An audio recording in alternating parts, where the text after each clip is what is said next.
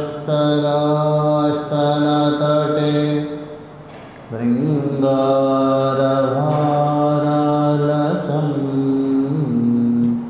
अन्यद्दूरनिरस्तचापमधन क्रोधोल्ललोदीपितं शम्भोर्भिन्नरसं समाधिसमये नेत्रत्रयं पातु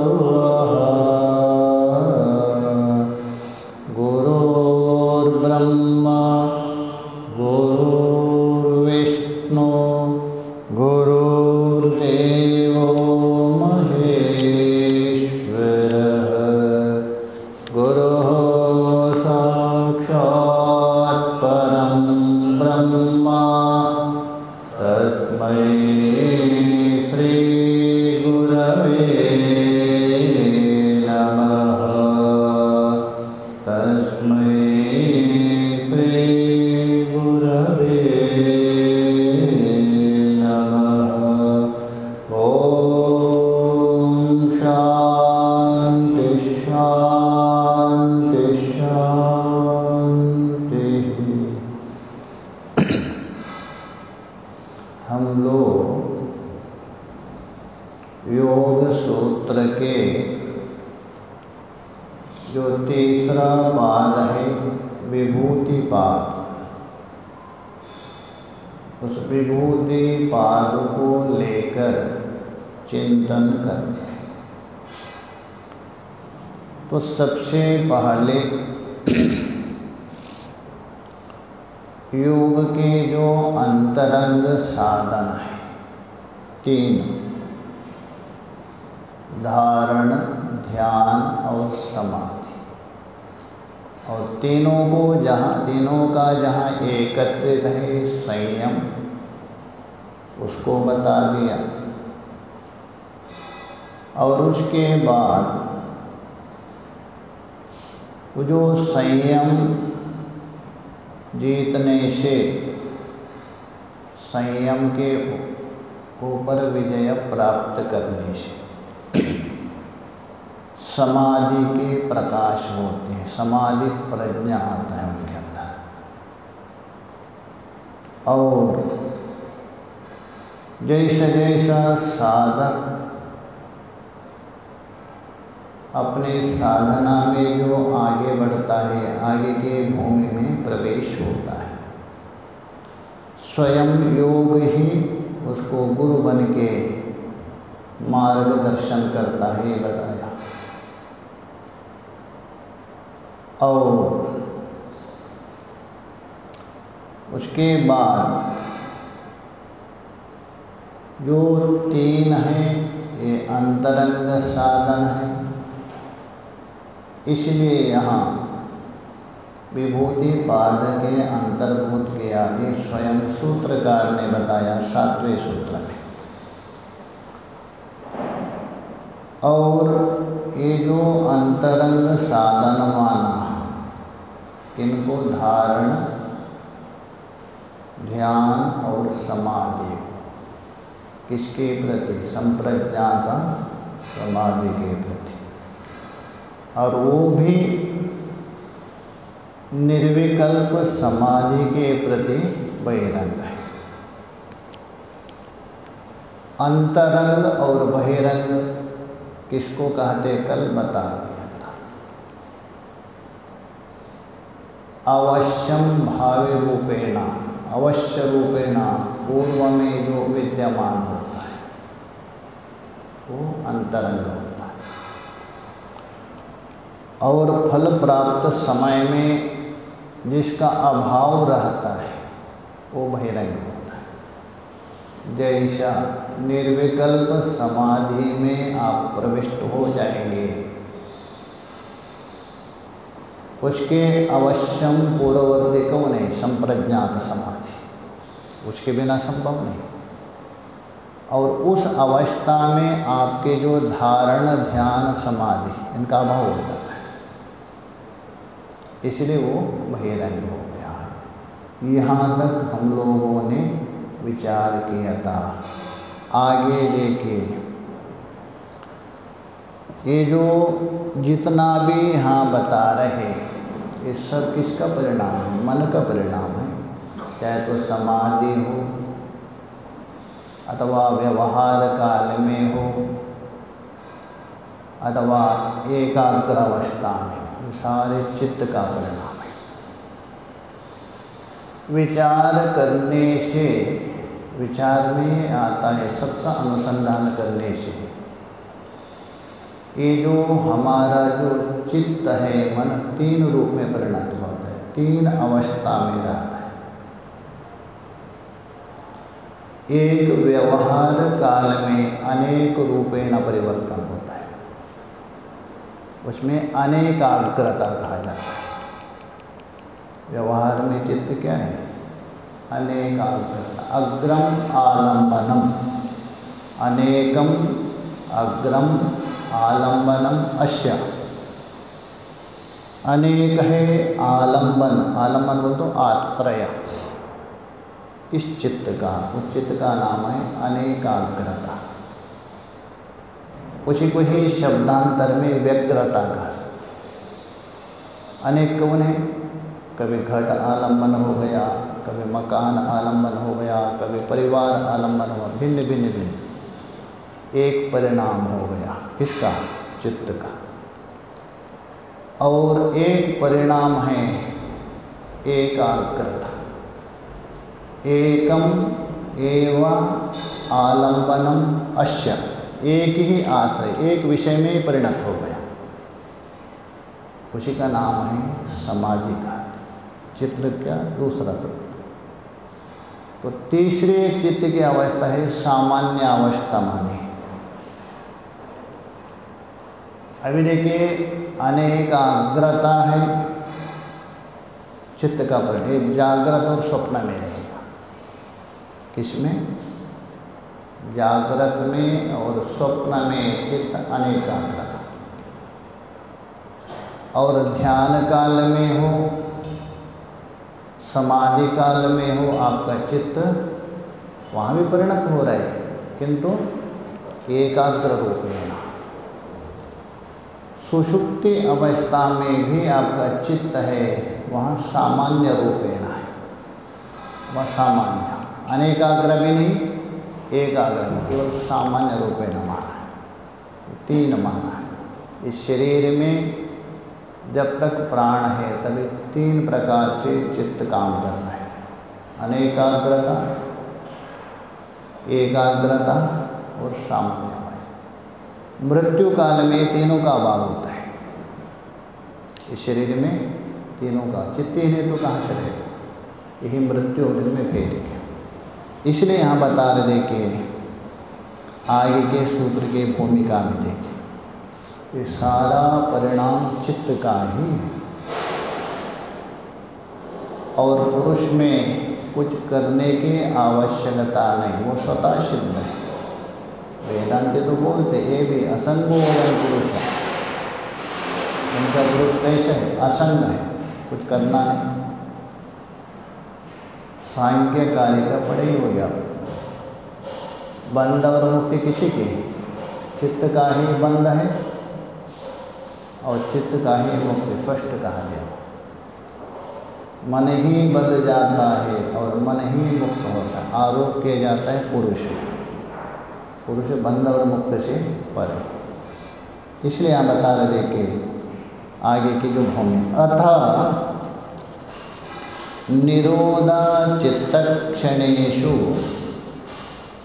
चलं गुणवृत्तमिति कीदृशः तदः चित्त परिणामः। इसलिए सूत्र आ रहे, अतः मतलब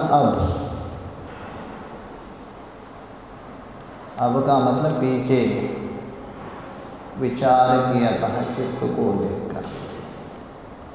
तो अब ये बता रहे, निरोधा चित्तक्षणेषु,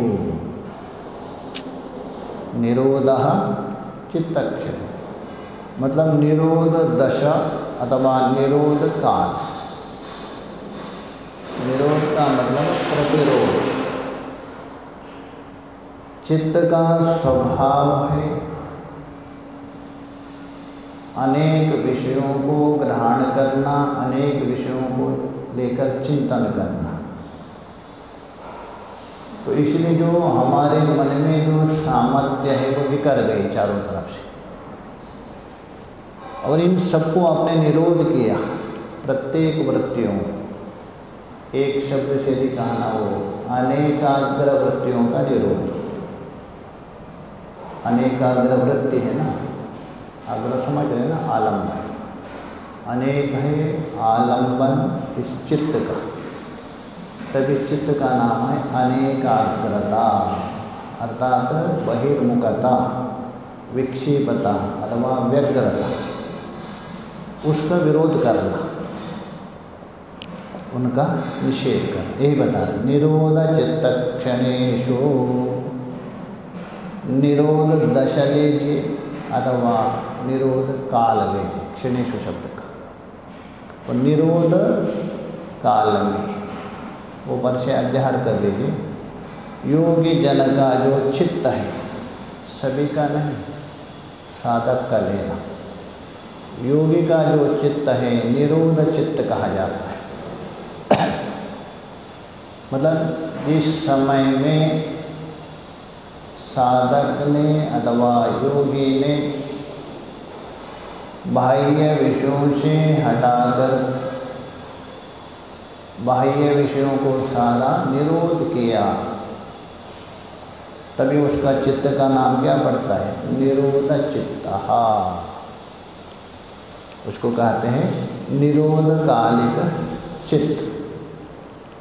मतलब चित्त की उस स्थिति में जितना समय बीतता है, आपका जो मन है एक वस्तु में अपना आराध्य में जितना समय बीत रहे, लगा रहे एक ही वस्तु में, तब तक आपका चित्त की अवस्था क्या है? निरोध चित्त है। कहने का मतलब चित्त तो एक में अपने लगा दिया, अपने आराध्य, तभी अन्य वृत्ति आपकी क्या हो गई? निरोध हो। उतने समय तक आपका चित्त है निरोध चित्त, निरोध रूप में परिणत हो गया। आपका चित्त निरोध में परिणत, उसको ही बता रहे हैं। निरोध चित्त क्षणेषु, उस निरोध चित्त की स्थिति में अथवा काल में वो चित्त का क्या परिणाम है, वो आगे अन्वय। कीदृश तदः चित्त परिणामा, कीदृश अर्थात किस रूप का परिणाम होता है, किसका? चित्त का। किस अवस्था में? निरोध चित्त क्षण है, अतः निरोध चित्त का जो निरोध काल है अथवा निरोध समय, उस समय में जो चित्त का परिणाम है, मन तो परिवर्तन होता है ना हर समय, वो जो परिणाम है किस रूप का होता है? क्योंकि ये जो हमारा चित्त है अंतःकरण किससे बना है? किसका परिणाम? गुणों का है ना, प्रकृति का है। हाँ, प्रकृति का साक्षात कार्य नहीं है। महत्तता, महत्व के बाद अहंकार, अहंकार के बाद मन उत्पन्न हुआ है। मूल प्रकृति से कौन? महत्तत्व की उत्पत्ति, और महत्तत्व से अहंकार की उत्पत्ति, अहंकार से 11 इंद्रिय और 5 तन्मात्रा है, तो गुणों का ही परिणाम है ना। कौन? ये चित्त। तो गुण स्वयं कैसा है? तो बता रहे चलम गुणवृत्तम इति, गुणवृत्तम चलम। वृत्त बोलते व्यवहार, वृत्तम शब्द का अर्थ है व्यवहार। गुणों का जो व्यवहार है ये कैसा है? चंचल है। गुण कभी स्थिर नहीं रह सकते। गुणों का व्यवहार ही चंचल है, उन्हीं गुणों का कार्य कौन है? मन है। तो मन भी क्या है? परिवर्तन होते रहता है। इसलिए जो निरोध चित्त क्षण में चित्त का जो परिणाम है उसका क्या स्वरूप है, ये प्रश्न है। निरोध काल में चित्त जो परिणत हो रहे उस अवस्था में उस चित्त का परिणाम का क्या स्वरूप है, उसका उत्तर देने के सूत्रकार उसको ही उत्तर दे रहे। अतः उस चित्त का परिणाम किस रूप में रहता है, किस अवस्था में? निरोध परिणाम का सूत्रकार देखिए। युत्तान निरोध संस्कारयोर अभिभव प्रादुर्भावो निरोध क्षण चित्तन्वयो निरोध परिणामः। तो व्युत्थाना निरोध संस्कारयो, दो प्रकार के संस्कार हैं।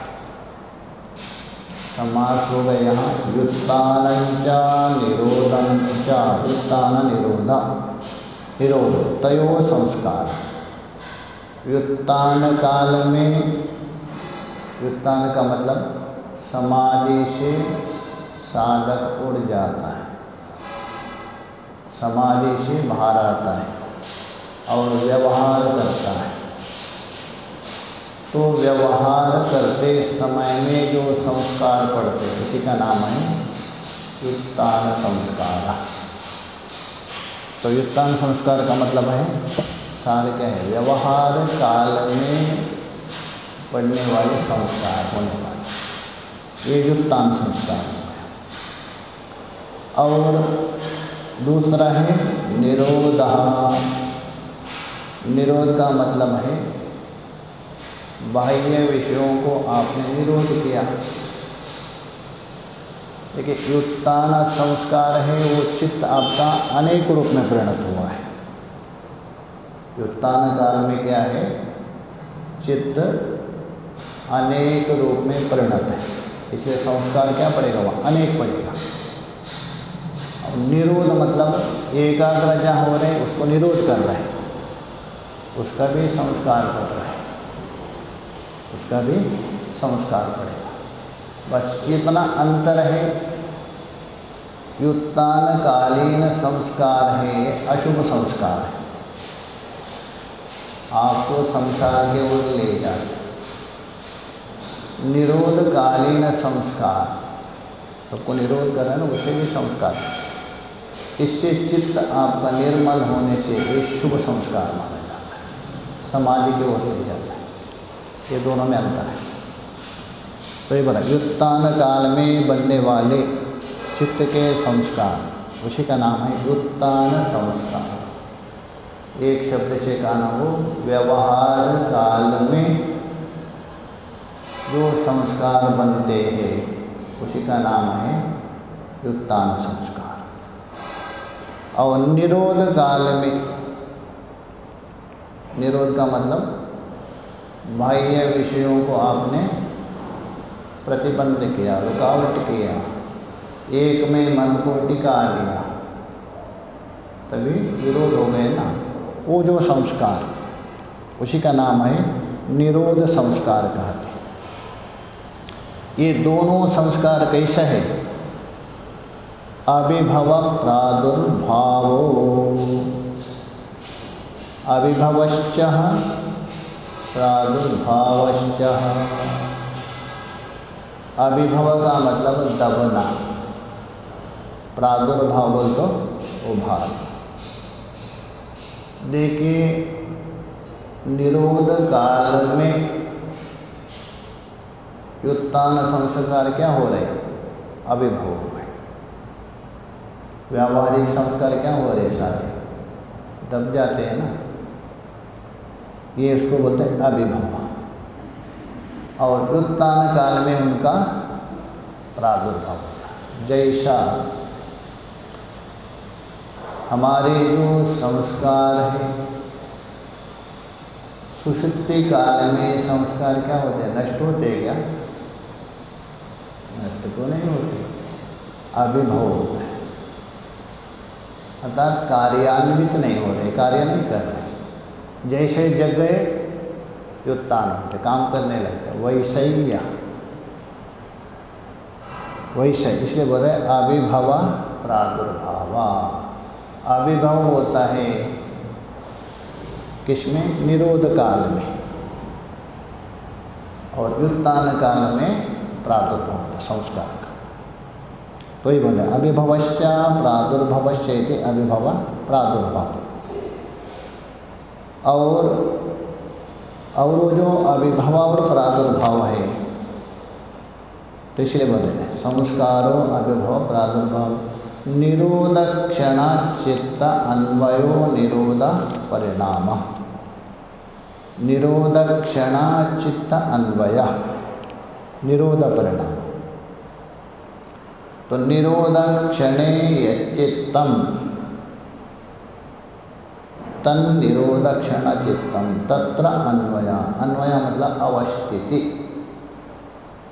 अर्थात यह निरोध कालिक चित्त है। निरोध कालिक चित्त, उस चित्त में अन्वय मतलब अवस्थित होने वाला निरोध परिणाम कहते हैं। निरोध परिणाम किसको कहा? आपका चित्त उभय रूप में परिणत हो गया। एक तो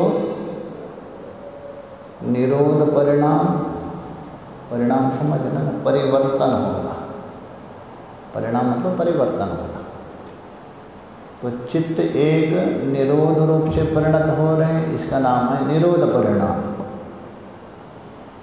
और व्युत्थान काल में परिणत होने से व्युत्थान परिणाम हो गया। तो इसलिए यहाँ बता रहे तो निरोध क्षण चित्त अन्वय। अन्वय का मतलब यहाँ अवस्थिति अथवा संबंध। तो अर्थ हो गया निरोध कालिक चित्त। और शब्दांतर में भी कहना हो, आप समाधि कालीन चित्त लीजिए अथवा ध्यान कालीन चित्त, तभी निरोध हो रहे हैं ना। सारे संस्कार निरोध कभी हो रहे? ध्यान काल।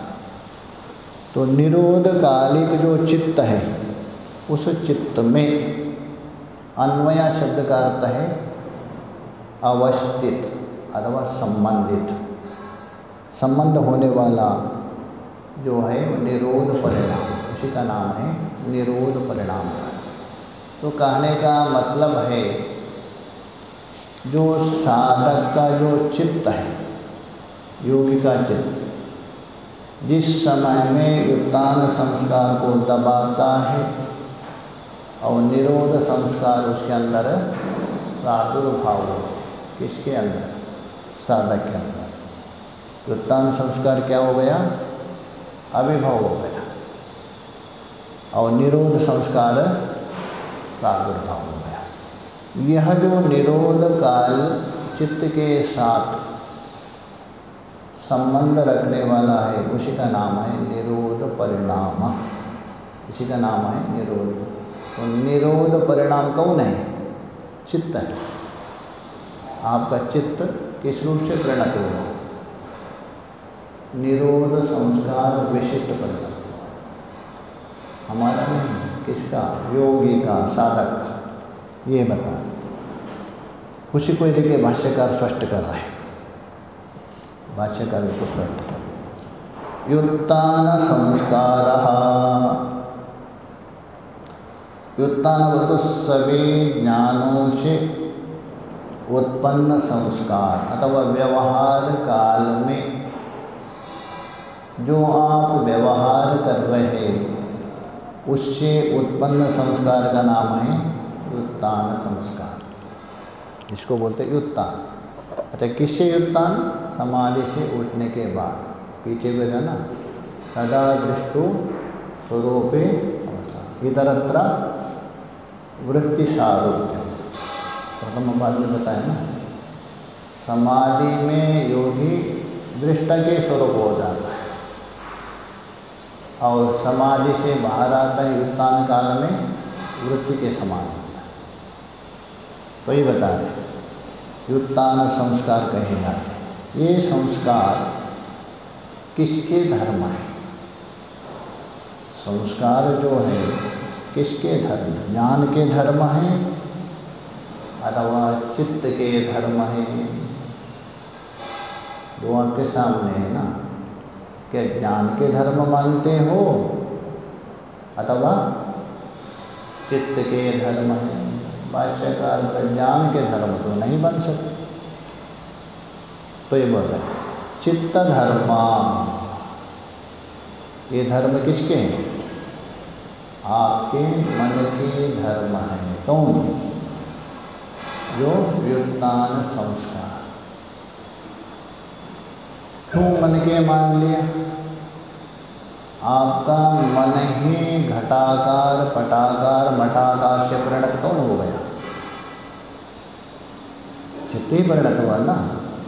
घट को आप देख रहे, इसका मतलब क्या है? आँख से नहीं देख रहे,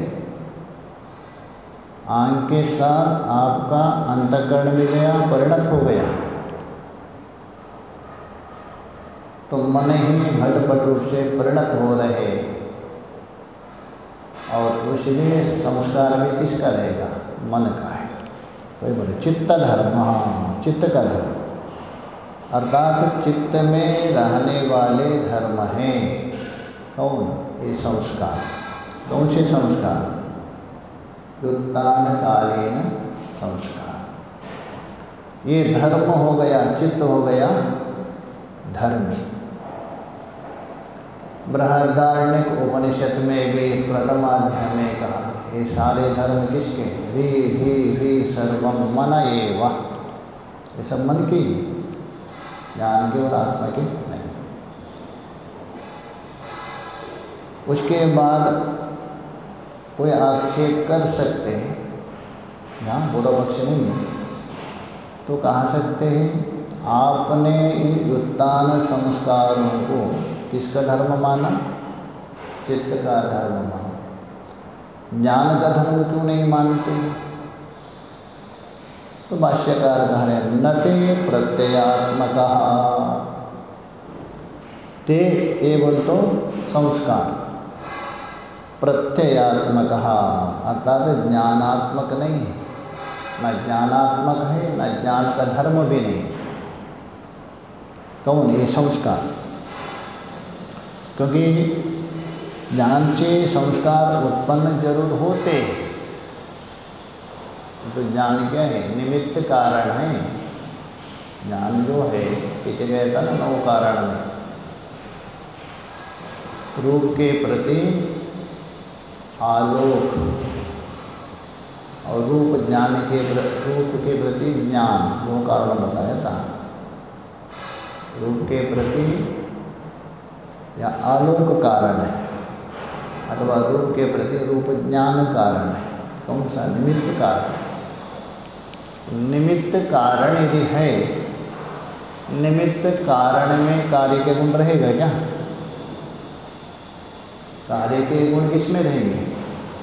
उपादान में रहेंगे, निमित्त में थोड़े।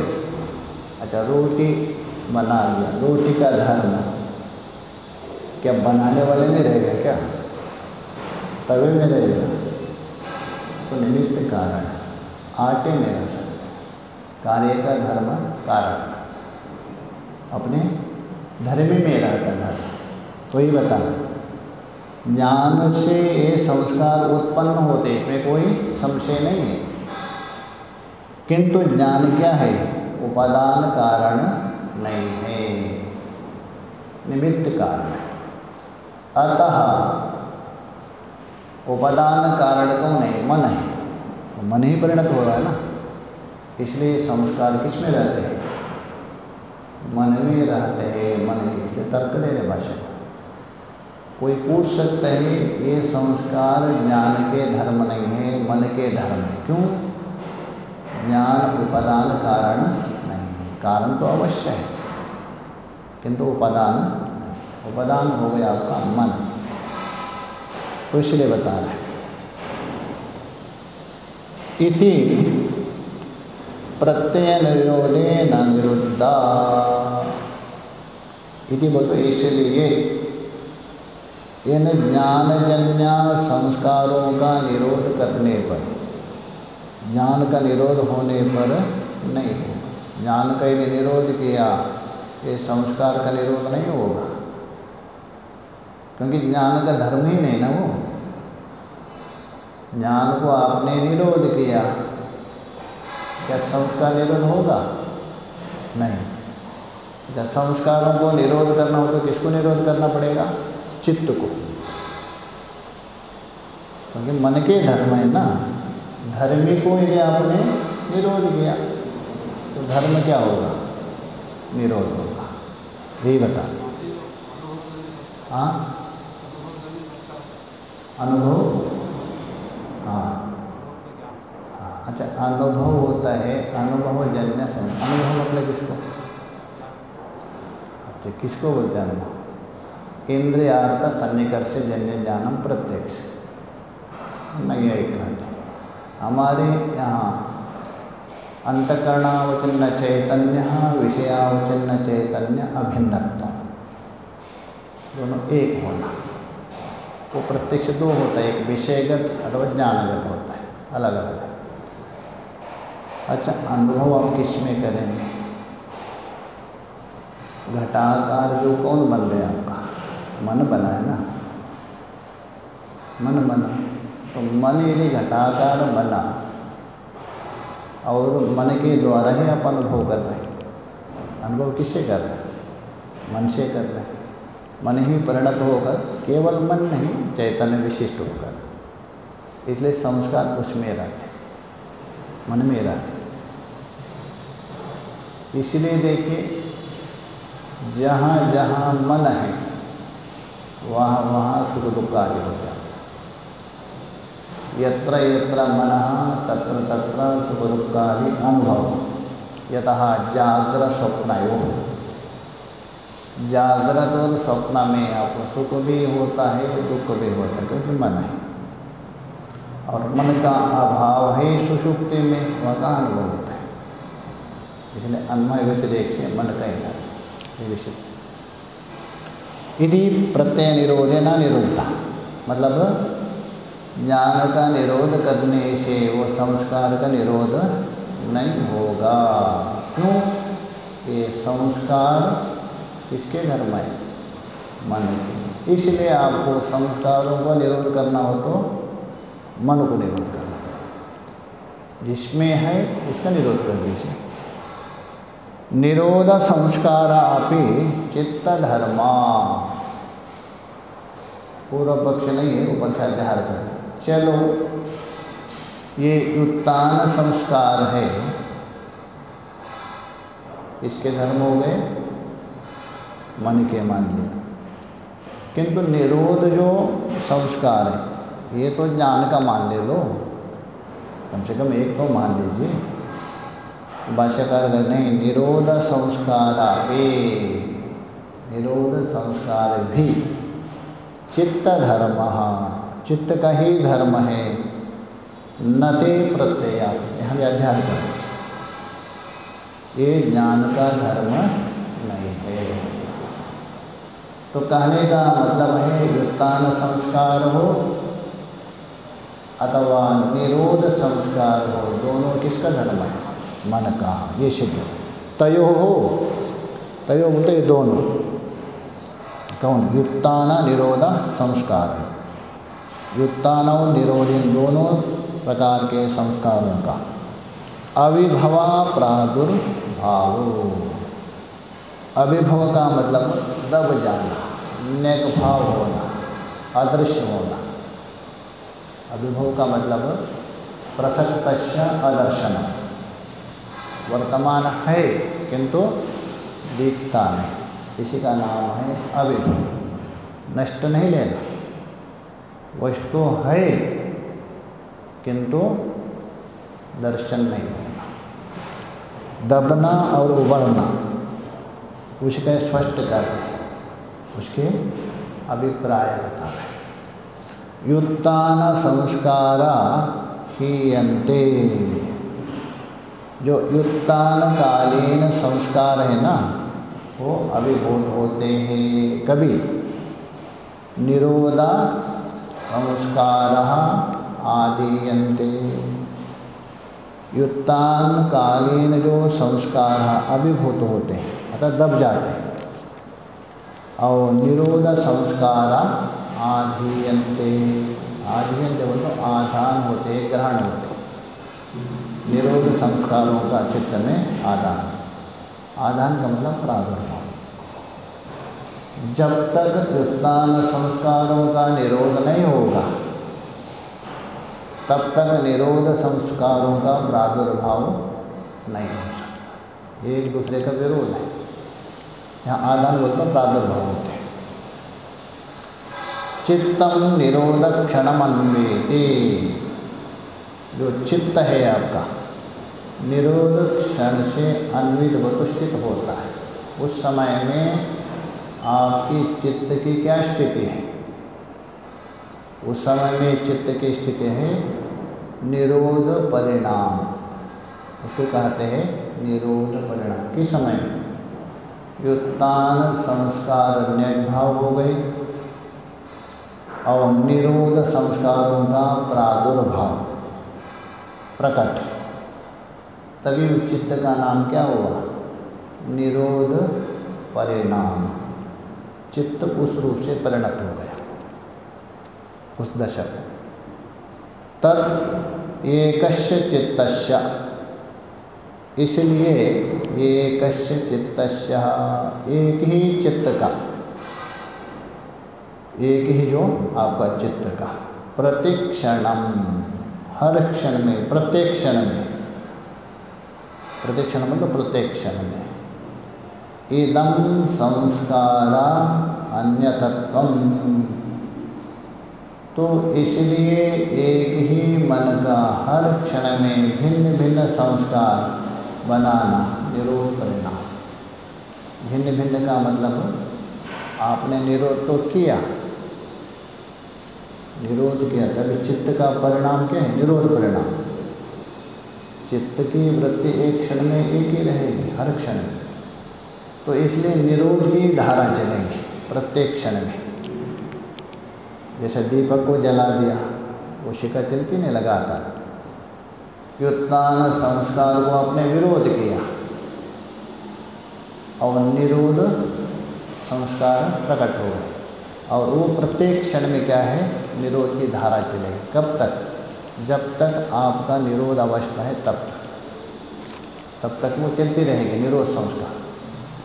तो निरोध संस्कार की वृत्ति मतलब व्यावहारिक संस्कार आपके अंदर जगेंगे नहीं उस समय में, बिल्कुल स्पर्श नहीं करेंगे, रहेगा, पड़े रहेंगे, किंतु उस समय में वो जगते नहीं। जब तक आपके निरोध वृत्ति चलती रहेगी तब तक वो आपको व्यावहारिक संस्कार नहीं आएंगे। यही बोले एकस्य चित्तस्य प्रतिक्षण, एक ही चित्त हर क्षण में भिन्न भिन्न बोलते निरोधात्मक लेना, क्योंकि वृत्ति प्रत्येक क्षण चलती है ना हर क्षण में। सारा जगत क्या है? परिवर्तन है, क्षणिक है चित्त, किंतु लगातार चलने से जो परंपरा को लेके स्थायी जैसा दिखता है। जैसे गंगा धारा में बोलते, कल इसी में स्नान किया था, इसी धारा में, वो धारा कहाँ गई पता नहीं। तो ये बोल रहे इदम संस्कार अन्यत्वम, ये संस्कारों में अन्यत्व बोल तो परिवर्तन, संस्कारों का परिवर्तन माना जाता है। चित्त का ये निरोध संस्कार रूप से परिणत है, युत्तान रूप से परिणत नहीं हो रहे। साधक का चित्त है, युत्तान संस्कार से परिणत नहीं है, किंतु निरोध संस्कारों से परिणत माना जाता है, इसलिए उसको निरोध परिणाम उसका नाम है निरोध नाम का परिणाम। पहले ही कहा दिया था आपका चित्त मुख्य रूपेण उभयात्मिका है, दो रूप में परिणत होता है, एक व्यवहार काल में परिणत, एक समाधि में परिणत। व्यवहार काल में अनेक संस्कारों में परिणत होने से उसको व्युत्थान परिणाम कहिए अथवा अनेकाग्रता कहिए, और समाधि काल में इन सारे संस्कारों को आपने क्या किया, प्रतिबंध किया, विरोध किया, निरोध किया, तो आपका चित्त किस रूप में परिणत हुआ, निरोध रूप से, इसलिए निरोध परिणाम माना जाता है। ये सब चित्त का ही खेल है, निरोध नाम का परिणाम। तदा चित्तम, उस निरोध अवस्था में जो चित्त है, संस्कार शेषम, निरोध संस्कार मात्र विशिष्ट होता है। संस्कार वहाँ भी रहेगा किंतु कौन सा संस्कार, निरोध। तो इसलिए इन दो संस्कारों का झगड़ा हो जाएगा बाद में, इसमें व्युत्थान संस्कार और निरोध। निरोध संस्कार यदि प्रबल होते रहेंगे, व्युत्थान संस्कार धीरे धीरे धीरे शिथिल हो जाएगा। यदि निरोध संस्कार कमजोर हो गया और ये प्रबल होगा, आपको व्यवहार में ज़्यादा प्रवृत्त करना है, दोनों के ऊपर चलते हैं। तो ये बता रहे चित्तम संस्कार शेषम, निरोध संस्कार विशिष्ट हो जाता है, ना तो उसमें कोई वृत्ति रहती है, ना किसी वृत्ति उत्पन्न होती। कौन, बाहर की, जो व्युत्थान कालीन कोई वृत्ति उत्पन्न नहीं होती। तो व्याख्यातम निरोधः समाधो व्याख्यातम, अर्थात निरोध समाधि के व्याख्यानों के प्रसंग में इसके बताए। जो निरोध समाधि है तो उसकी जो व्याख्यान है उसके प्रसंग में इसको बता दें। तो कहने का मतलब निचोड़ के क्या आया, मतलब ये हर एक मनुष्य का चित्त उभयात्मिका है। व्यवहार काल में वो व्युत्थान संस्कार रूप में परिणत होता है, और साधना अवस्था में, समाधि अवस्था में सारे संस्कारों का विरोध होने से वो चित्त विरोध रूप से परिणत होता है, निचोड़ हो गया। तो उस तभी क्या होता है बता रहे देखें। जो निरोध समाधि में होने वाला निरोध परिणाम का तो निरूपण बता दिया। आगे जो निरोध परिणाम का परंपरा का फल बता रहे हैं। निरोध परिणाम तो बता दिया 90 सूत्र, निरोध परिणाम है उसकी जो परंपरा चल रही, धारा, परंपरा बोलो धारा, निरंतर, उसका फल देखिए 10वें सूत्र। तस्य प्रशांत वाहिता संस्कारात्, तस्य, तस्य बोल दो उस निरोध कालिक चित्तस्य, तस्य शब्द से लेना चित्तस्य, किंतु कौन सा चित्त है, 90वें सूत्र में बताया ना, निरोध कालीन अथवा निरोध दशा वाला चित्त लेना। तस्य शब्द से चित्त लेना, किंतु चित्त में एक विशेषण है। तो निरोध कालिक चित्त की संस्कार, वहाँ लीजिए संस्कारात्। अच्छा, उस समय में कौन सा संस्कार रहेगा, निरोध संस्कार रहेगा। निरोध कालीन चित्त में कौन सा संस्कार रहेगा, निरोध रहेगा। व्युत्थान कालीन चित्त में व्युत्थान संस्कार रहेगा। तो यहाँ संस्कार शब्द से लेना निरोध संस्कारों के कारण।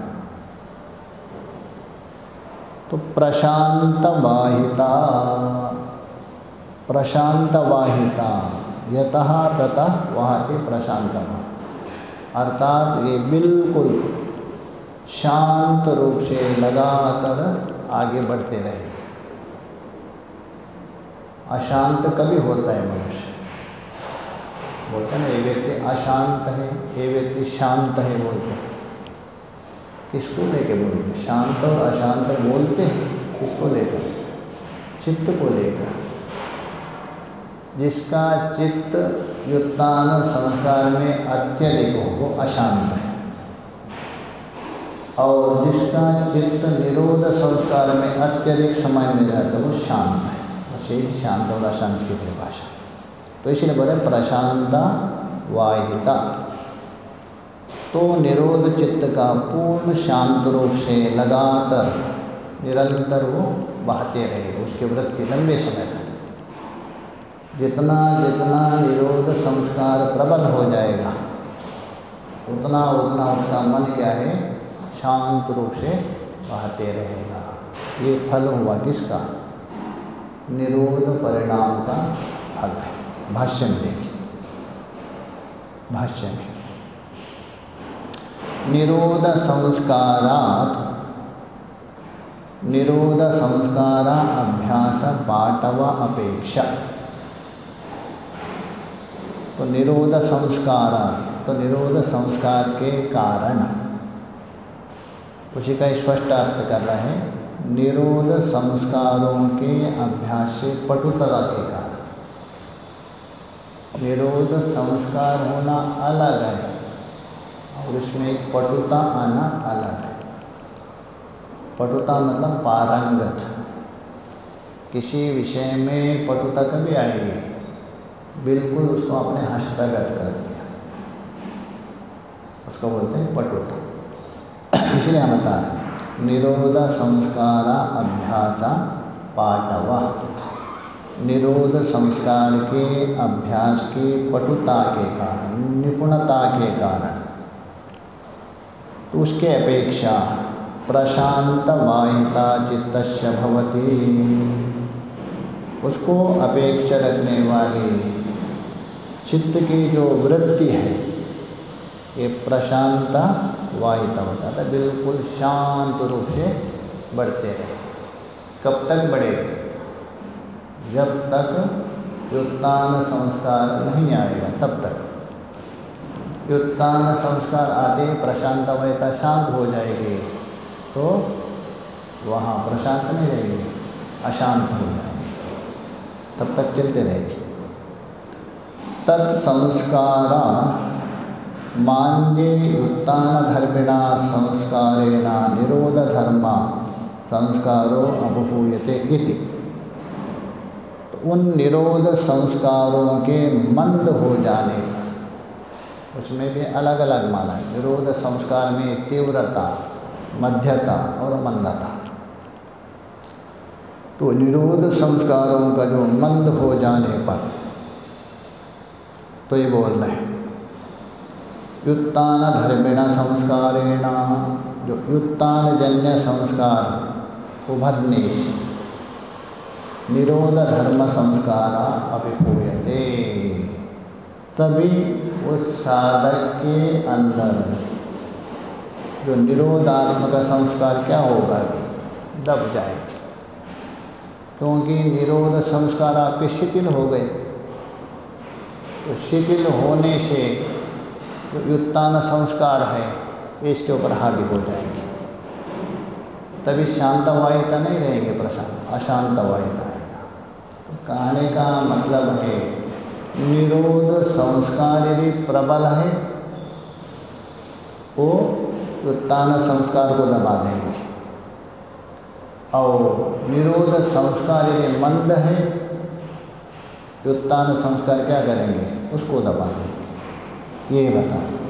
उसके बाद आगे बता रहे आगे के सूत्र में सर्वार्थ एकाग्रतयोः क्षयोदयो चित्तस्य समाधि परिणामः सर्वार्थः एकाग्रतयोः। चित्त में दो प्रकार से परिणाम होता, मैंने बताया था पहले। एक तो सर्वार्थता, एक एकाग्रता। सर्वार्थ कहिए अथवा अनेकाग्रता कहिए, एक ही अर्थ है। एकाग्र मतलब एकम अग्रम, अग्रम बोल दो आलम्बनम। अग्र का बहुत अर्थ होता है, पहले भी होता है अग्रज, बहुत अर्थ के अमरकोश। यहाँ अग्र का मतलब आलम्बन, आलम्बन मतलब आश्रय। तो एकम अथवा एकस्मिन दोनों प्रकार कर सकते। अग्रम बोल तो आलम्बनम अश्य, एक ही आलम्बन आश्रय है इसका, किसका? चित्त का। तो उस चित्त को कहते हैं एकाग्र। कहने का मतलब एक ही वस्तु को आश्रय करके निरंतर वो चित्त की वृत्ति बनती है, मतलब एकाग्र अविच्छिन्न रूपेण, तभी कहते हैं एकाग्रता। और दूसरा है सर्वार्थता। सर्वार्थता मतलब अनेकाग्रता। भिन्न भिन्न वस्तुओं को लेकर अथवा अनेक वस्तुओं को लेकर चित्त की वृत्ति बनती है, तभी क्या है? अनेकाग्रता। अभी भोजन की वृत्ति बनी, उसके बाद और दूसरी वृत्ति बन गई, भिन्न भिन्न। ये बता सर्वार्थता एकाग्रतयो क्षय उदयो। इन सर्वार्थता और एकाग्रता का क्रमशः क्षय अर्थात तिरोभाव और उदय, प्रादुर्भाव और उदय। चित्तस्य चित्त का समाधि परिणाम, समाधि नाम का परिणाम मतलब साधक के चित्त में जो सर्वार्थ संस्कार है उसका क्षय हो गया और एकाग्र संस्कार प्रादुर्भाव, तभी वो समाधिस्थ हो सकता है, अन्यथा नहीं। चित्त का ये धर्म होना चाहिए, मतलब व्युत्थानकालीन संस्कार है उसका न्यग भाव और विरोध संस्कार का प्रादुर्भाव, तभी जाके समाधि, अन्यथा नहीं। तो ये बोले समाधि परिणाम, उसका नाम है समाधि नाम का परिणाम कहा गया, किसका? चित्त का। भाष्य को लेके पहले विचार। ओम पूर्णमदः पूर्णमिदं पूर्णात् पूर्णमुदच्यते पूर्णस्य पूर्णमादाय पूर्णमेवावशिष्यते। ओम शांति शांति शांतिः। शंकरं शंकराचार्यं केशवं बादरायणं सूत्रभाष्यकृतो वन्दे भगवन्तौ पुनः पुनः। ईश्वरो गुरुरात्मेति मूर्तिभेदविभागिने व्योमवद्व्याप्तदेहाय दक्षिणामूर्तये